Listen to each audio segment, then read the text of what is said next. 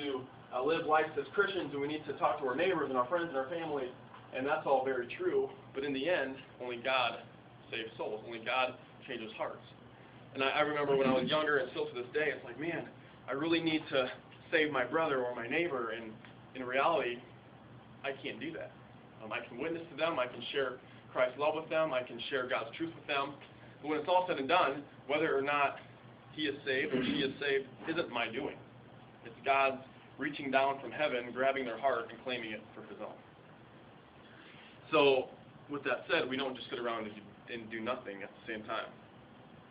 I just want to, I think the take home from this is, he says in verse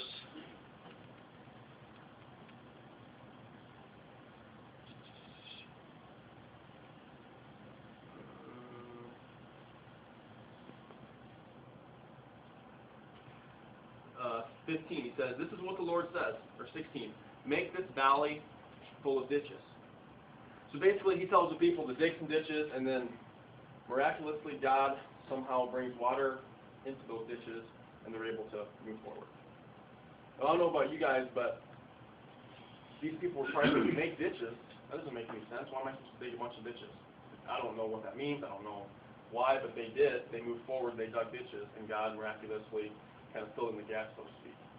And I know a lot of times as Christians, we don't exactly know what the next step is, or we might know what the next step is, but we don't know what the end step is.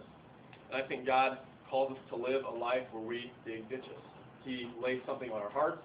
He lays a person on our heart. He lays the next step on our hearts, whether it's through Outreach Outdoors, whether it's through your own personal life, whether it's through your life, in the church. And he gives us next steps. He gives us ditches to dig.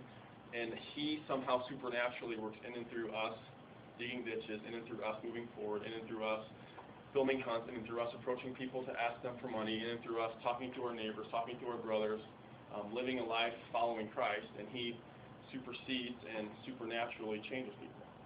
And so this is probably somewhat general, I understand, but my challenge to all of us, through Outreach Outdoors, through your own personal life, through your church, through your job, through whatever you want to say, is to just ask God on a daily basis, what ditch do you want me to dig? And when he gives you that ditch to dig, dig it.